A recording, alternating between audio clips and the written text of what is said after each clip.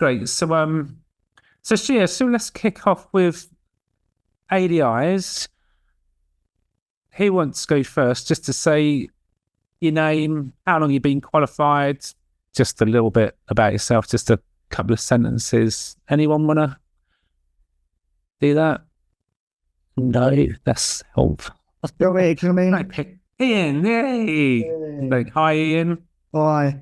I feel like I'm between the two, so it's probably easier for me to come in. So I joined in about September, initially part-time, doing the instruction, and only qualified as an ADI probably about 6-7 weeks ago. And was that your first attempt? That was my first attempt, yeah. So I waited 6 months before I basically went in for the test. Having said that, it took so long to actually get the test. The test date to come through, but I was happy with that. So I think that was worth doing, sort of using all your first badge just to get that extra bit of time.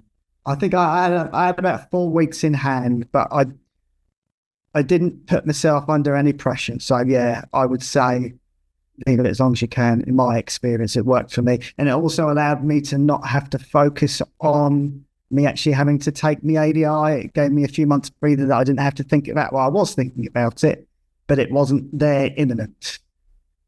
And what are you driving so we know who we're waving at? I've got a black Audi A3. Brilliant. So that's Ian. Any other ADIs want to just jump in and say hi? I'll come in if you want, Ken.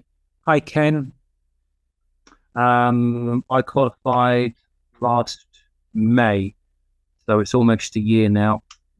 Quite an enjoyable journey. Learned lots since being qualified, and the proactive and reactive instruction is quite relevant. It's a very good topic, I think. I've learned more now than I ever had.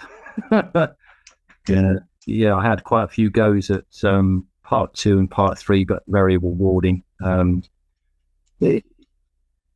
rewarding, and it's a great job.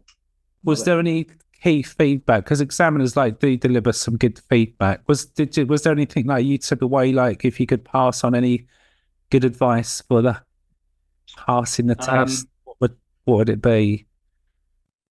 When a student gets something like a roundabout, let's say you're on a roundabout and they're getting it, it's not going to be perfect. It's not going to be 100%. You've got to give them something a little bit more challenging. So change the scenery, because if you just keep going around the same roundabouts for 20 minutes, half an hour, the examiners are kind of well, this isn't challenging for the student. So change the scenery, give them something a teeny bit more challenging. And if they make a mistake on the way, that's it, that's your lesson. And it's funny you say that, because that was kind of the theme of last week, sort of stretching them, sort of once they get it, move on and give them a challenge. So yeah, that's very good. Thank you for saying that. It's brilliant. ADI, anyone else who wants to jump in? How about you, Kevin? You're on. If you do, you have to unmute yourself. Oh yeah. I'm Hello. Kevin. Oh yeah, you're right. Yeah. I'm Kevin. I've been qualified now for about 1.5 years, nearly 2 years. Been finding the job really good, really enjoyable. Yeah, very rewarding. And I know, I do obviously know the answer to this, but I'm going to ask just because people won't know. Have you had a standards check yet? I haven't. No. Do you know that the news is that they're well behind? Yes, I got an email saying as long as you seem to be performing okay, they're going to leave you alone for the minute, which is nice. So they're 2 years behind schedule. And, right. From April, they're going to start getting, sort of trying to get back to normal and try and catch up. So like you say, if you're keeping your pass rate above the old 50, 55, you did right. You're under the radar. Yeah, which is nice. It's brilliant. Anyone else want to say hello, ADI wise? Ivan? Go on. Oh, sorry. Sorry. I was just looking for the unmute button. Sorry. Yeah. Yeah, Ivan. Yeah. Welcome. Hello everyone. So I have been a PDI. So I was a PDI back or in April 2022. I became an ADI in July 2022. So I passed my part 3 first time. I teach automatic. At the moment, I deliver intensive courses in automatic. I drive a white Yaris Cross. It's like a SUV. What else? Advice for the part 3. Be yourselves. Know your students. Okay. Know where your student can possibly make mistakes. Obviously, with my scenario, with my example, I don't know if you guys have access to the Facebook page, but I shared one document where I put every detail of what happened during the day of my part 3. So my student was struggling with junctions. So the theme was junctions, but at the same time, I knew that she was struggling with clearance and meeting situations and mini roundabouts. So I kind of like bagged these 2 mistakes, waiting for her to do them for me so I can easily change the plan. And that's what happened. She was okay with junctions, but then she created those 2 mistakes that I was expecting her to make, which gave me that golden nugget to work with. So yeah, know your students. And also, if you're going to go on your part 3, never use like a pad to take notes. Because I was taking notes while the student was driving and the examiner almost chopped my head off because of taking notes while the student was driving. Because obviously we need our hands free to access the steering or intervene at any time. So sorry to jump in, but just on that, it was this week. I was watching a lesson, and the minute the instructor just glanced down with a real pupil, so I'm in the back, glanced down, and I know Nikki, we were doing that in roll, weren't we? But with a real pupil, the minute they glance down, pedestrian appears at the crossing. It's like, so yeah, stay frosty. Lesson learned. Yeah, definitely. And with the shared information, thank you for reminding me just to mention that. So we created a folder that you've all got access to, so you can put stuff in. So if you haven't got that, raise your hand if you don't know about it, and I'll sort of explain a bit more. Okay. Oh yeah, Ken wouldn't know. Right. Yeah. So what I do is on follow up from this Zoom, I'll put a link. I'll send you an email so you got a link to it, and I'll put it on the our Zoom, the PDI group that I've created. So that new group I've created for PDIs. So I'll put a link in there so you can just jump into that folder, because already we've put some test routes in there. Catherine has been recording some test routes. When I say recording, not video recording, but her phone's recorded it. And so if you sort of want to get an idea of some routes, then you can look in there. But just word of warning, examiners don't want you to practice on routes, so don't drag your pupils from Helsden to do a route on a test route. To invent your own test routes around there, but it is good to know sort of the places they go and, you know, as a point of interest. So as we get new stuff, we can put it in that folder to share it. So thanks for doing that, Ivan. Any other PDI, ADI? I know Carlton had his hand up. Do you want to just sort of say hi?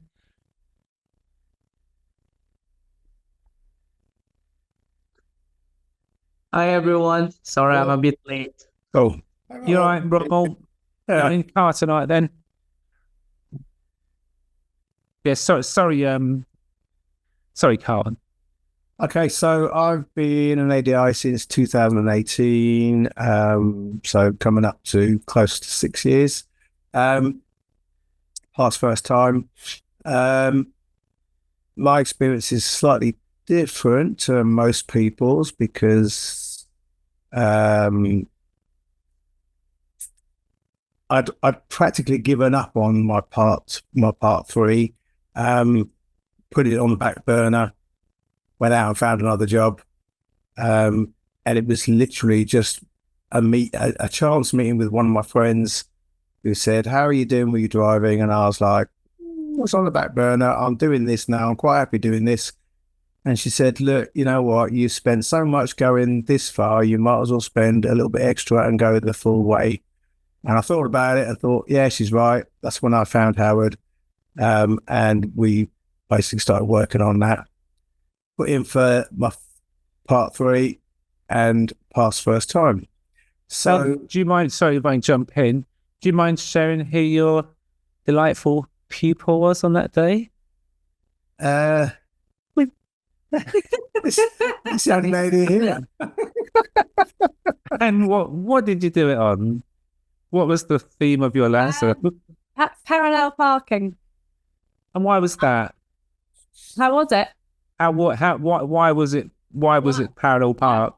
Okay, why was it? Because I hadn't done parallel parking for many a years. I avoided it because I hated the parallel park. So. And did Carl nearly get out of the car before the test? Like he had his hand on the door to leave the test, didn't he? Yes, he went blank. He didn't know what to say, what to do, and he was literally ready to get out of the car. And I just sat there thinking, "Don't do this. Don't do this. You got this." I literally went blank for about 5 minutes. Sat there scratching my head, looking down at my feet, thinking I've got to say something, but I don't know what to say because my mind's gone completely blank. I turned around, I apologised to the examiner, and I looked at Emma, and Emma's like, "Come on," and I'm like, "Whoa." And I just thought, I can't do this, and I literally put my hand on the handle to the door to open the door to get out. And at that point, I thought, do you know what? If I get out now, that's it. It's over. It's failed, and I haven't even had a chance to have a go at it. Thought, sod it. I've just got to do something. And at that point, I started talking, and I'll be honest with you, I can't actually remember what I said, when I said it, how I said it, but we went off, we went round, we got back, and the examiner said to me, "How do you think you got on?" And I said, "Well, the 5 minutes of silence at the beginning didn't really go down too good, so I think I failed." And he went, "Well, I'm pleased to tell you that you passed." And I'm like, "What?" And he was like, "Yeah, you passed." And he ran through the things that I did that was good and things that I could improve on. And then that was it. That was my journey, started from there. And Emma loved it so much, you thought you'd do the same journey. Here you are. Yeah, am I mad? Cool. So, anyone else, ADI? Who hasn't said anything? Chris? Hi, Chris. I'm Chris. I've been a ADI for about coming up to 3 years now. I passed third time. Very stressful situation, but got there in the end. Driving. What wheels you got? I've got a white Golf. There's a few white Golfs, aren't there? Kebbage, you got a white Golf, and you. So we never really know you're waving it. So, okay, thank you. And but Blair, do you want to say a few words? Introduce yourself. Hello. Well, I'm Blair. I've been an ADI for probably 6-7 years now, I think. I started with a national school, and I had a difficult time with my part 3. Funny enough, I only hooked up with Howard after passing my part 3. Being quite determined and having some issues with my trainer at the time, I knuckled down to it and got through on my second attempt.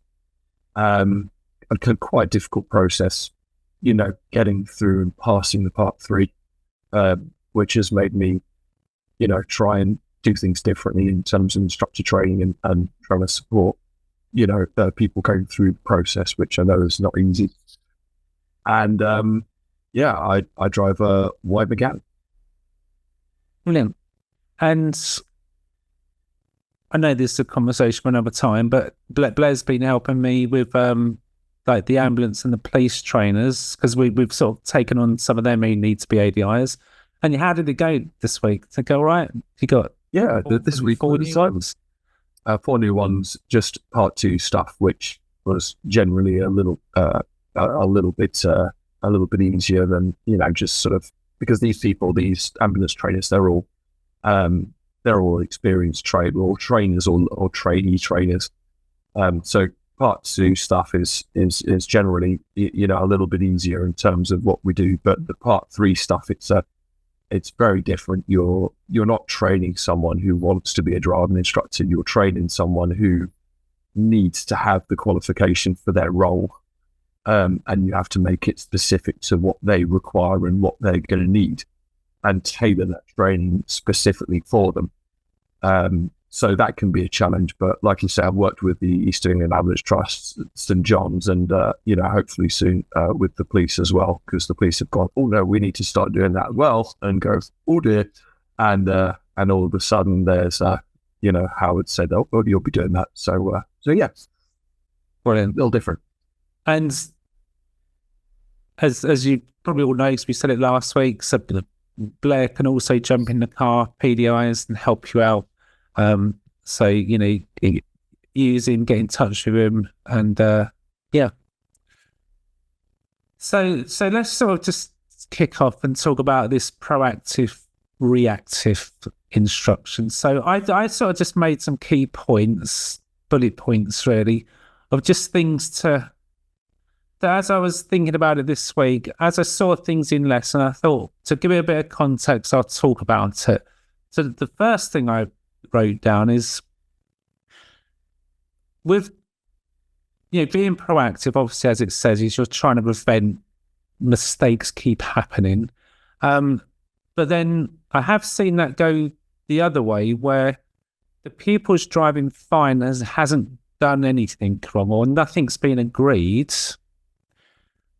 and the instructor's sort of over instructing and chipping in, sort of saying, are you going to check your mirrors now? Are you going to slow down? Are you going to put a signal on? Are you going to go at the roundabout? And it's like, well, is that needed or wanted by the pupil? So just by chipping in willy-nilly can be negative, because it can be over instruction, thinking, well, how did you know the pupil is going to make that mistake? And that's where it goes back to Ivan's thing of like knowing your pupil. So we had Pippa on here last week, who just recently passed. He's an ADI now, and the pupil she took, things she knew about that pupil that she absolutely could put her life on that they would do wrong, like posted the mirrors. She put that up her sleeve until it happened. So she had an idea of the lesson turning right, they were going to go do that. And so when it was a full license holder, wasn't checking the mirrors, and then that was the way in, and then it starts to work, and then she could be proactive and prevent future times of that happening. So how many of you that have started teaching, or maybe just haven't quite started yet, finds like the sort of snowball effects where you're trying to talk about that thing that just happens back there, so you're trying to do that on the move, and as you're doing that, you've either distracted your pupil so they've made their next big mistake, and you just feel like now I'm like 2 faults behind, and then 3, and then 4, and the whole thing just starts to snowball on you. So can anyone relate to that?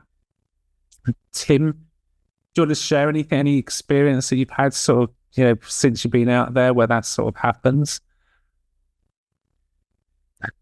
Take that as an Sorry about the poor, sorry about the poor quality. Right. It's a bit sketchy here. Whereabouts are you? Are you Egypt. Bloody hell. I don't know. Yeah. Go on, let's have a little look round. Just show us where you are. Must have some good students. What's the temperature like out there? About 33, something like that. 33 degrees. So yeah, warm. So I just find that actually I'm over instructing at times. I've had a couple of ADIs sitting on lessons before, and they've said it's been a good lesson, but I am tending to over instruct at the same time as well. So it's finding that fine balance of letting them make the mistake first, and then pointing it out what the issue is, and then going back to it and then letting them make that mistake so I can then correct them on it and doing it that way. And it's hard for me because I can see that mistake coming, but I'm not actually letting it happen first, if you see what I'm saying. Yeah, you kind of need to let it happen. Yeah. Because then the person in the back sees that need, and then it's like, right. So someone once told me the first time they make the mistake, it's kind of their fault. It's on them. The second time they make it, it's kind of on you. So the lesson I just saw this afternoon, the pupil, she's only on a third lesson, and the pupil come up to a T-junction to emerge, and they've come up there fast, and they've overshot it. So we've stuck out on the over the giveaway lines. And you're quite right. The instructors intervened and stopped, and we've had a bit of a hard stop, and they've talked about it. And so now they go round, pupil does it again. And again, and again. So it's like, right, the ones after the first one are kind of on the instructor. So like you can fill your boots then, you can sort of be proactive and sort of say, what are you going to be doing here? Or do you want me to give you some like guided instruction, like, start braking now and get your clutch down and all that kind of stuff. So so then you won't get the risk of it, because obviously the more you let them, let's say they're cutting a corner or overshooting a junction, it's only a matter of time, isn't it, before you're not going to be getting away with it. So so that's why it's important, because in terms of managing your risk during the lesson is, right, it's happened, we've seen it, now we're on to it. So the see it, say it, sort it can be sort of more relevant in this scenario. So you prevent things from happening over and over again. So yes, so thank you for that, Tim. Well, I've got some more little bullet points just to keep me on track. So we talked about the snowball effects, risk. Yeah, obviously the risk is increasing the more you let it happen. So it's your risk management. The other thing I'm seeing is the pupils being distracted.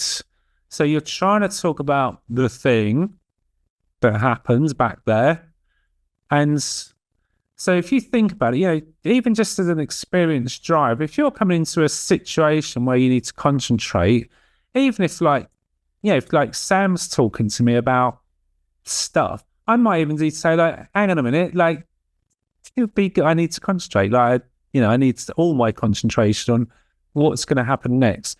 So, obviously doing that to a learner, that can go wrong quite quickly.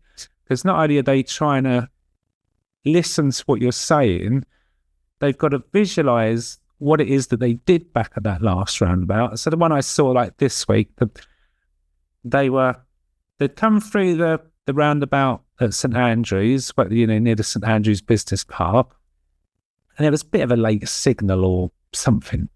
So they're still talking about that by the time they get to the mini roundabout at Sainsbury's. And then they do that, and then before you know it, there's a gap that they could have gone on, and they're still talking about it. And then there's a pedestrian, and it's like, oh my god. So as I sort of said before, you can be guilty of distracting your poor old pupils, and that's sort of the debate: whether do you pull them up, do you park it? I got this from Blair. Blair sort of uses the car park analogy. Let's put that in the car park for later. And then we had another instructor, Adam Manister. He just recently qualified. He during his Part 3 test said, we're going to put that in the cloud. So he said, don't worry about that now. We'll put that up in the cloud. We'll talk about that later. Let's focus on this bit. Let's get this bit right. And then when they had an opportunity, they come to a set of lights, you know, they're really waiting there. He said, let's talk about that blue car. And then they've got into that, or they might have needed to pull up. So you can always put things in a virtual place that you come back to, or you could use a notepad.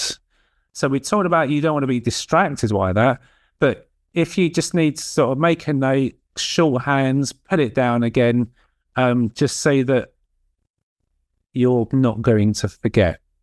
What I tend to do, I'd say to my pupil, like, oh, we'll talk about that blue car, like something memorable to put a pin in it so you can bring it back so they know exactly where you were.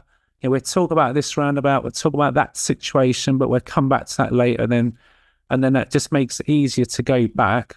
And I'd say to my people, remember that, because we need to talk about that. So I kind of give them a bit of responsibility, but that could be flawed, because if they forget and I forget, we're buggered.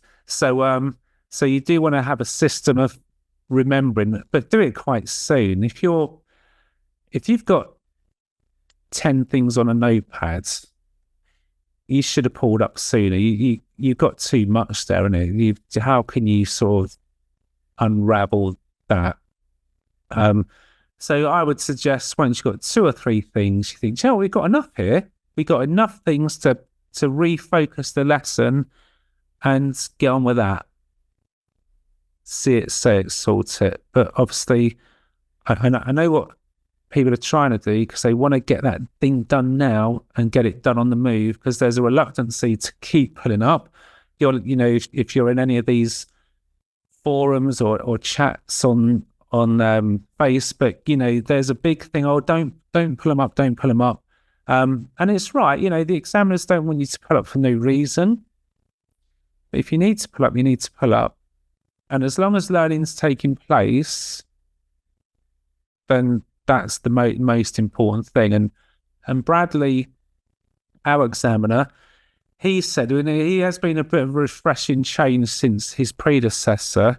He was very, if you were pulling up, he'd sort of huffing and puffing in the back of the car and tutting. Not good. But Bradley has said, look, if you need to pull up and discuss something and they don't understand, and you need to get your visual aids out and go through it and explain it, or explain it a different way. He said, even if you have to explain it 3 times, I'd rather you do that so that you leave it so they understand. Because that's your job, to help them to understand and kind of get it out of them. So that process of that analysing, encouraging the pupil to self-analyse, can't be done in 1 or 2 minutes, because it's a tricky situation. There are traffic lights, and there was a couple of issues going on, and so if you need to pull up and discuss, and that would just give you that little break to sort of address what you got to do, and then have a restart, and then refocus what you're going to do. So you can pull up. But it is a skill, and I'm sure perhaps an ADI could come in here, is because I talk from my experience. When I started, I'd think, right, there's this problem, I need to pull up and talk about it, because I can't do more than one thing at a time. But as you get better at it, you kind of learn, like any skill, like you just sort of learn to juggle. And you think, right, I can put that over there, park that there. I can do this because I know there's another mini roundabout coming up there, and I'm going to go that way. And when I get there, I can now be proactive and sort of say, remember what you did at the last roundabout? So how are you going to position on this one? Are you going to go over the top of it, or are you going to go round it? And now you're keeping moving. And then once they've gone round it, then I would follow up with a question like, so do you understand why we would go round it? And if they were like, well, actually, no, because everyone goes over the top, then I might consider, well, do you know, we should actually have a little chat about that. Just quick pull up. And then it would be a quick pull up, just to help them understand the whys, the safety aspects of doing that, and then get going again. So would anyone ADI or PDI, Ken? Hold on, let me check my mic on. Yeah, cool. I'll go back to your point about, you're trying to juggle juggled things, and you said about when you come up to something and you try and say, right, remember that, what you just did. I found that so valuable, because even if you're juggling and you say to them, remember what you just did, remember that roundabout, remember that junction. If by the time you get to the next roundabout and you're able to pull over somewhere safe after that roundabout, you've probably forgotten it. I guarantee you the student won't, because they know, if they're experienced, they know where they've gone wrong. And you go through that MSPSL routine, and it's probably something like indicator or whatever, and then you can kind of dig a little bit deeper. And I guarantee you they will know. And if not, they'll do it on the next one. But yeah, I found that very valuable. Brilliant. Thank you. Anyone else want to come in and share a experience? Hello. So today, in fact, I was out with my student, had Emma in the back, watching an overview in the lesson, and we came down towards Ketts Hill, coming up to Ketts Hill roundabout, turning left. Student went a little bit wide. I had to intervene and grab the steering wheel just to bring him back in line. And I said to him, right, okay, we'll go off here to the left. We'll talk about that one later, because we need to talk about that. He's like, all right, fair enough. We got to the top of Mousehold at the crossroads. Lights are on green. He went straight across the junction without scanning the junction. So I was like, right, okay, we need to talk about that one as well. And then a little bit further on, we got down round the corner, down towards Blue Ball, round towards Tesco's.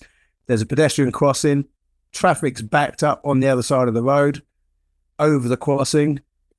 And as he's coming round the corner, an elderly couple just kind of strolled out on a green light, strolled out onto the crossing to go across. And I said to him, slow down, slow down, slow down. That's another thing we need to talk about. When we got into the car park, that's when I sat down and went through all three things. I kind of banged it all, remembered it all, and then regurgitated it when we had somewhere safe to sit down and talk about it. So you kind of have to unpack it all, didn't you? And think, right, what happened there? Like, and if you get them to remember that, they go, well, you remember that guy flashed me, and you're, oh yeah, like, because we think something was insignificant, they might be like, really, yeah, but do you remember that guy? Like, and you think, what are you on about? And then you listen to them, and you'll be like, oh, right, okay, yeah, because often, and I know I'm definitely guilty of this, because I recorded a lesson with a real learner recently, and they said something. They were going to do a turn in the road, and I said, I didn't want to be doing no turn in the road. Oh, I do roundabouts. That's what we'd agreed. We're doing roundabouts. Anyway, we go down, and they say, I've never done this before. I'm like, well, okay. Is that something you'd like to have a go at? Yes, please. So so they went to do this turn in the road, and they went to sort of pull up on the right, and I'm like, what are you doing? And it kind of there was, when I watched the video back, something they said, if I'd listened, would have made me think, why did you say that? So it was only later, after they'd done, I think, 2 or the third attempt, then the little penny dropped in my head, and you could see it, and I went, oh, you're right, yeah, that's why you said that. So there's a dog. Hello. So yeah, that was, yeah. So when your pupils, like, something you might think is not that important, in their little heads, it is, because it's them, isn't it? It's their lesson, it's their learning experience. So yeah, always listen to the little cues, and let them do most of the talking. So feedback come back from someone did a standards check this week. It was successful, and yeah, the examiner, was really good. He came up from I don't know where he came up from. It wasn't Bradley. He came up from another area to do it, and yeah, there was like a couple of really good bits of advice there that he gave. He said, like, let your people do more of the talking. They should be doing more talking than you are. That was my inspiration for that little post. So yeah, just to listen to them and let them talk, but use probing questions to sort of get that information out of them, and also like something else that the instructor took away from that is try not to focus on we talk about faults, don't we? Driving instructors always, that's a fault, this is a fault, that's a mistake. And he was sort of saying, turn that into, a positive. So it's a learning need. You should be talking about the learning need, and that's an opportunity, and sort of use it in a way that you could give praise. So so that was good. But to make that better, how about if we looked at how you're positioned at the junctions, we don't go over it. So that's something we could work on. Let's focus on that, and then sort of put a positive on it. I'm not. It's just sometimes you sort of see instructors obsessed by the test and faults because they're aware of their stats, and it can come across a bit negative to people as like, well, that would be a fault, and they sort of focus on like almost like this. My stats are more importantly, like you didn't check your blind spot because that would be a fault. Do that 3 times, you fail, rather than, well, what could have been there? Like, what about that child that has just been like crossing right? But like focus on the actual safety side and the benefits of doing said thing, rather than faults. So that was something that come out of this feedback. So I thought to share that with you. Anyone, before I move on to my next point, got anything they want to jump in, say? Like, I'm just going to pick on you, Josh, because I see you sitting there chilled out. Josh, how's it going? You're going out in your lovely car. Say hello, Josh. Because I haven't talked to you, have you had any nightmare experiences that you just want to share since you've been out there? Yes. But the gentleman who's with Emma, what was your name? Sorry. Houghton. Honestly, young man, you've saved about 14,000 grey hairs for me. I'm currently teaching a lady who is still on a 3rd lesson, and she still can't steer very well. And it's infuriating, but at the same time, I'm teaching her exactly the same way as everybody else. And we were around the park and ride today, and it just kind of helped her quite a lot. Just so I am trying my best with her, but at the same time, I don't really know how else I can really explain the pull push method. Okay, do you need any help with that? Because I can jump in and help out. Well, that's very kind of you, mate. As I said, I'm teaching her the same way as I'm teaching everybody else. She just can't. Well, she's the only lady who hasn't been able to grasp the whole steering. She's steering in too much, and then she's going out too quick, and she's not straightening up the car enough. So it just seems like a constant barrage of different things. And as we've already mentioned today, with pulling people up at a certain point, there's only so many times you can really reinstate that knowledge to them when you've already gone over it, because it's then kind of you're going to persevere with the practice. Can I ask a question? Pardon, sir? Can I ask a question? Of course. Because obviously, not being there, not seeing it. Yes. But when she's doing the bad steering, how's the car moving? Is it going quick or slow? It's doing a combination of everything. Sometimes she's going in too quick, and I'm like, no, you need to slow down a little bit here. And then is she pressed like, because I know you're automatic, is she like coming out, is it out of a junction she's doing it, or it's just with either turning left or turning right? Is she like squeezing the gas where maybe you'd be on the brake rolling it out? Is it maybe to do with the feet and the hands can't keep up? Yeah, I don't want to sound disrespectful to her, but she's one of those ladies who, when you tell her to turn right, she'll indicate left. So it's all just quite of a challenge. And when she goes into a corner, it's just so inconsistent. She'll accelerate through one corner, then she'll break in another. You try and tell her what the best method is to do it, and it just seems she just does the complete opposite all the time. Can I just interject there? Do you remember, Howard, we had a student like that before who originally was with myself and then Pete had a go. I had a go. Actually, you had a go, and then you turned and told her, I think, to give up driving for the meantime because it wasn't for her, because she couldn't get that steer, and that was months of in the car park doing push pull. Yeah, Had it been she's 3 sessions in. She's 3 sessions in, and she just can't seem to go the right way, indicate the right way. For example, we tried to do a little reverse maneuver today because I didn't want to do the same thing over and over again. And even with the camera in the back showing the way the wheels are going to be going, she ended up steering the wrong direction still. Has anyone told someone with dyspraxia?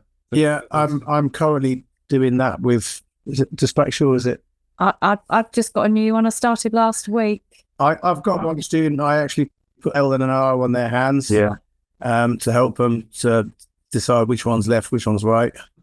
I've had someone with ADHD, dyspraxia and dyslexia, and I kind of come up with a little bit of a way of helping. If you don't mind, Josh, I'll share mine. No, of course not. Again, of course not.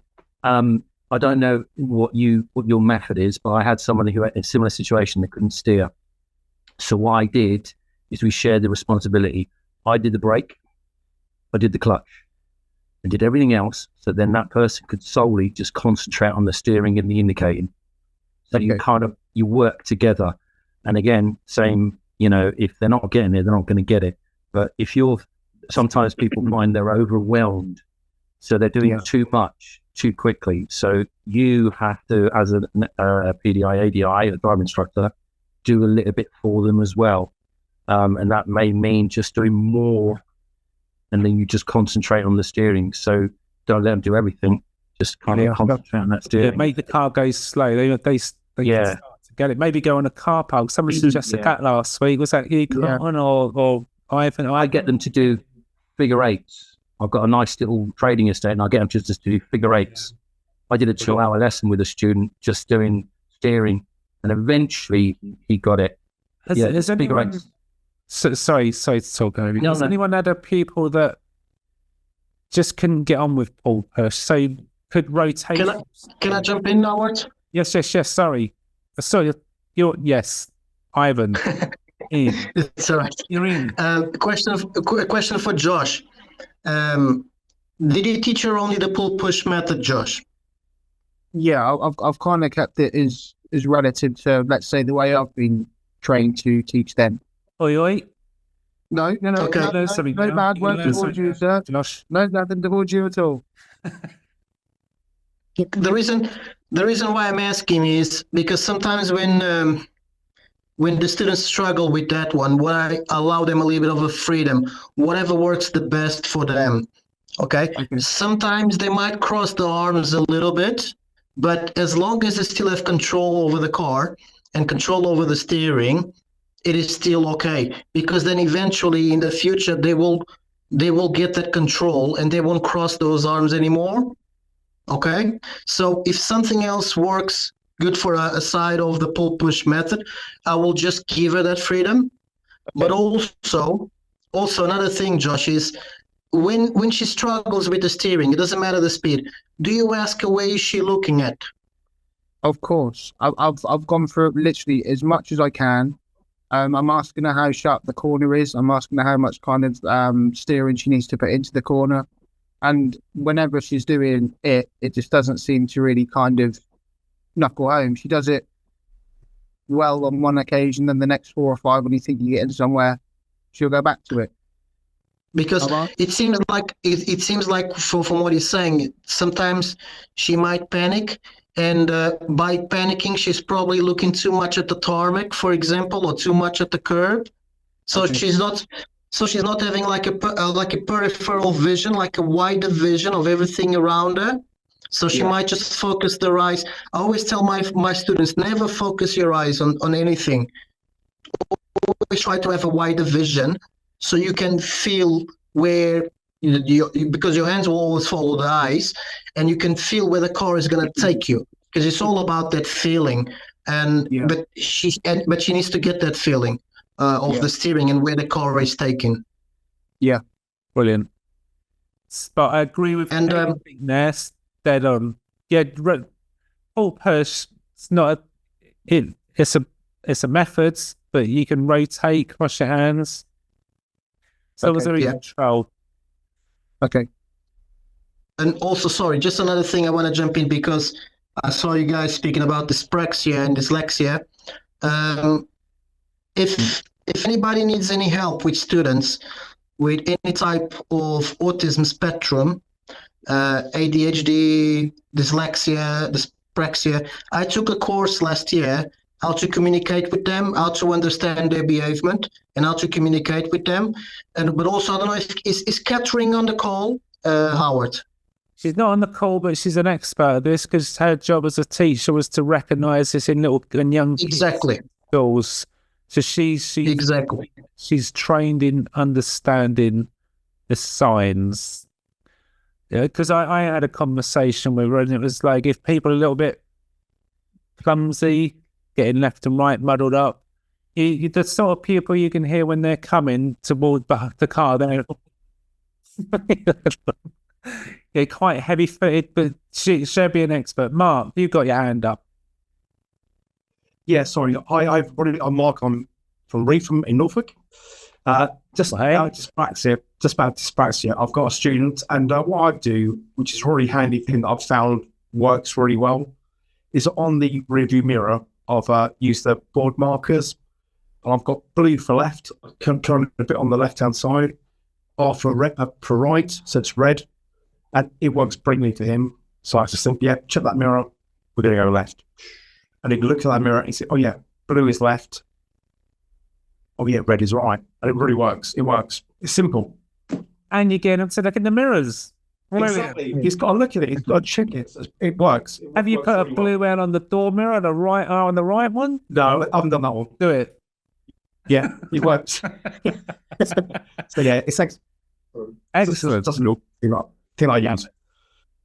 See, look, we're all learning stuff here. What a great idea. That wasn't the one that nearly hit the tree today, was it?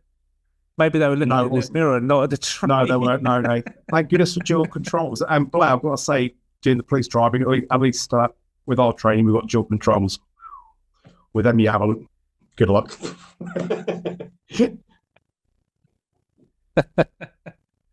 Brilliant. Yeah, this is good. So, see, we've gone from proactive, reactive to steering, and that is such a big topic.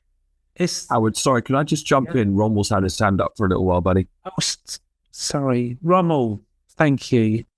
Oh yeah, I'm just want to share my experience. So basically, I have same pupil with Josh. I think Blair met her already during one of my PDI session with Blair. So basically, my pupil, she's a lady, very good lady. Steering wise, we took around 4 sessions to get into her steering. As what you said, Josh, when you ask her to turn right, she will signal left. And when you ask her to signal left, she will go right. It's really difficult to teach that kind of pupil. So what we did is, the dedication of that pupil is really good, and she's really eager to learn. So one of the thing that we did is, I gave her an assignment after our session. I heard it last time. The plates. So after the session, so I advised the lady if she can just practice her steering on the plates. So this is where I come. I think I have a discussion with Blair last time that within 10 to 15 hours of session, the pupil must learn all the syllabus. But I told Blair, I'm having a hard time with this. And when Blair saw this lady, we went to roundabout. And then what funny thing is, Blair told me, Romel, this is not a suitable place for her to do the roundabout. Okay, which I learned a lot from there. Because when I told to the lady, I'm gonna give instruction at roundabout, turn right. Yes, he will signal right. That's correct. But all of a sudden, she will change the direction to left.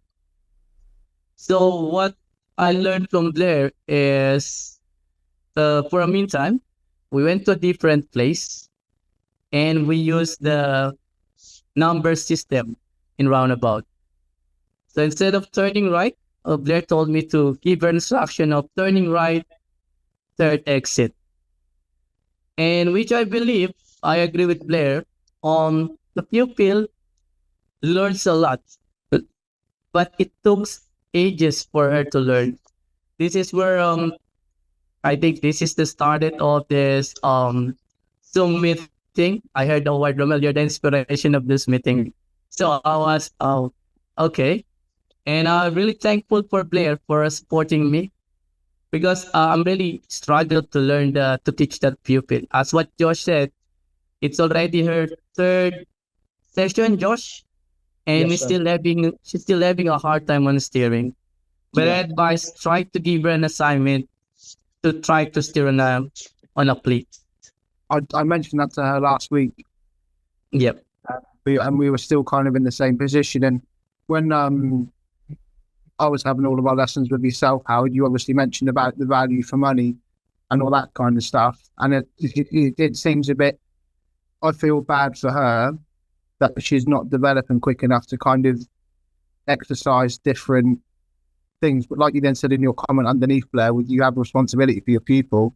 I'm not going to shell someone out onto a road if I don't feel comfortable for them, because it's gonna scare them. It's going to make them feel uncomfortable, and it will just kind of deter them even more from what they're actually learning. So it's just a fine line between value for money and also the pupil's safety, really. So that's good point, Josh, and I hope you don't mind me jumping in. But remember, when you're sort of early doors with your pupils, and you're taking responsibility for that risk, and trying to help them, through the syllabus. You are going to be planning your routes to accommodate that. And I've got a new pupil who started recently, and she is, let's just say, colourful with steering. And when I'm going for my lessons, and we're currently working through manoeuvres, because I'm sort of getting her through those initial hours, I am planning out the routes that she is going to take, and routes that I can make sure I can control and help her with. I mean, this pupil is all of a sudden, for no reason, will just yank the wheel to the left or to the right. And she's not doing it because she wants to put us in any danger. But as she's going through and she's practicing on these routes, she's not going on the A47 or anything, but, as she's on these routes, she is improving with her steering and using the other things, for example, the steering when it comes to maneuvers and stuff. All of this input that she's getting is helping her when she's on the road. So there is a balance to be struck, and it's not an easy one for anyone to find. But this pupil I've got recently is a real test, and I know the routes I'm taking her on and how I'm going to get her there, and I know I can keep her safe. Okay, yeah. So that's, and she is still working through, if you like, my set menu of by this lesson we're going to do this, and Howard and I said we were going to do a video on this, and yeah. So anyway, I'll just shut up now and remind me that, Blair, put that in the cloud. Before we leave, we need to get some ideas about our little video, what we're going to do. But I do have a question for you all, and this is all of you, because having worked with you all, trained you all, the whole role play scenario, it always comes back that steering is, people just are surprised by people that can't steer. Is that something I could put more emphasis, to spend more time on someone that just can't steer, would that, like a show of hands, do you think there could be more in the training? Because then I can adapt and include that. So we've got 2, 3, definitely. I think that's a thing. So more on steering. So I could dedicate a session, an hour, and just say, like, I just can't steer. And so, the ideas that have come up, the hands follow the eyes, and the rotational steering, the pull push, take me to a car park, make the car go slow for me, you take control of that, all these things that we've done. And just, I think that's a session, isn't it? I think I need to be doing that. So I think so. That could maybe be a session that we put our heads together on as well, maybe. Yeah. I don't know. I think we could stooge it different ways around and see how each deal with it, and and then sort of agree. Yeah, well, there you go. There's what it is. There's the idea, I think. Now we're decent on that. I think I said this last week as well. When I get a new student, my first lesson, I normally take them to a car park and do steering. That is my first lesson. And you're just working out whether they can steer, and if they can, they're good, and if they can't, you're in the right sort of place to just get that lesson. Yeah, get on to it. If they can steer, then great. We'll then get out the car park and go elsewhere. But if they can't, then like I say, we've got 2 hours where we can try and sort that out. Would it be true to say there's 2 kinds of learners? Those that can steer and those that can't? Yeah. First question, can you steer? Let's work that one out before we do anything. So can I just, slightly unrelated, but I just want to just chuck this one in there. When you're talking about roundabouts that where the signage isn't correct to the actual roundabout layout, it can be quite confusing for students, because as they're approaching a roundabout, you could have a roundabout that looks like a standard roundabout that has a vertical up straight ahead. But when you get to the roundabout, that isn't actually straight ahead. It's off to the right slightly. Yeah. A 1 o'clock or 2 o'clock sort of position. And you're telling your student, I tell my student, I know the sign is saying it's straight ahead. We're going straight ahead. Is it right? However, it's a right-hand turn because it's gone past 12 o'clock. Yeah. Do that. Treat it as a right. The classic one is up past Coles, Cobble Mustards coming back. You either go on the NDR or you go back towards the test centre over the level crossing. That's a classic, isn't it? But without getting it. But just say treat it as a right. Yeah, that one. Also, the one at County Hall, roundabout County Hall. Yeah, that one, that always comes up, doesn't it? As how to treat that. So I'm actually gonna do a thing on directions, all these quirky roundabouts. So that'd be another idea. I know we did actually do that, Blair. Oh my God, what did I do with it? One of those quirky roundabouts. Yeah, we did. Either we did. I don't know where that we did. All roundabouts. Is it in the cloud, Howard? It's in the hard drive. Because we did do a video on that. I remember doing it, Howard. We did. It's just dawned on me. I'm thinking, hang on a minute, we did that.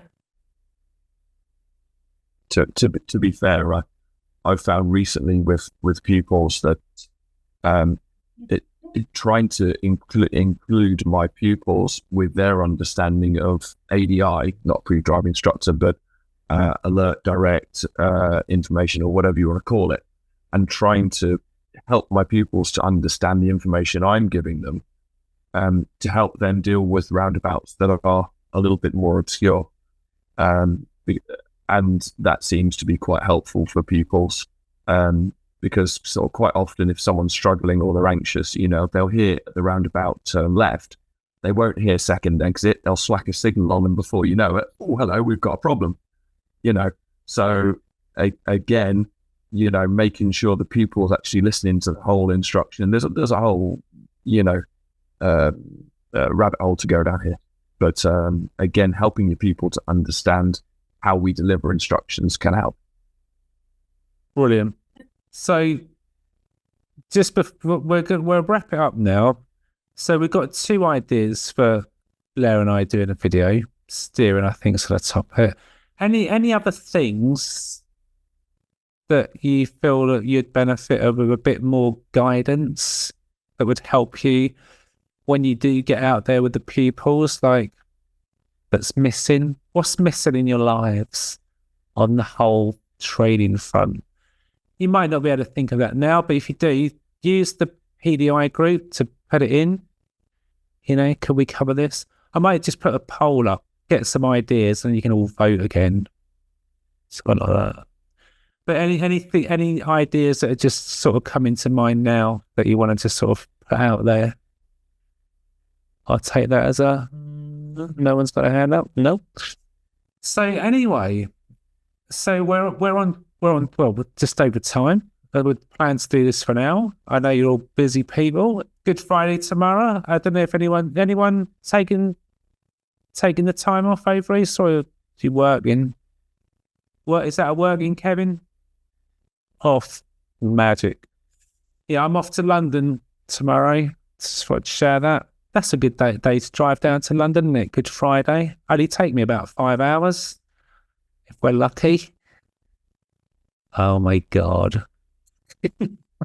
Anyway, right. So, yeah, great. Thank you. Love it.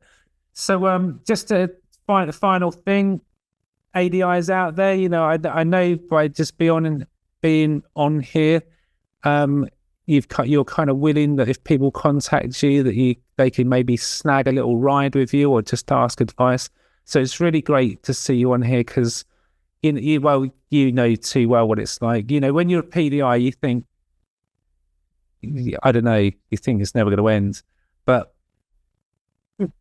you know, soon you will be the ADIs, and you might come along to one of these, and you'll think, oh yeah, I can help these. This will be good because it's invaluable just to see someone deliver a lesson with a real pupil. I know my role play is exemplary, obviously. You know, playing a 17-year-old, I mastered that. I'm thinking of getting a baseball hat or something. I'll be having the disgruntled teenager put a baseball cap on the wrong way. Yeah. That'd be funny. Actually, I might do that. Yeah, it's a good idea.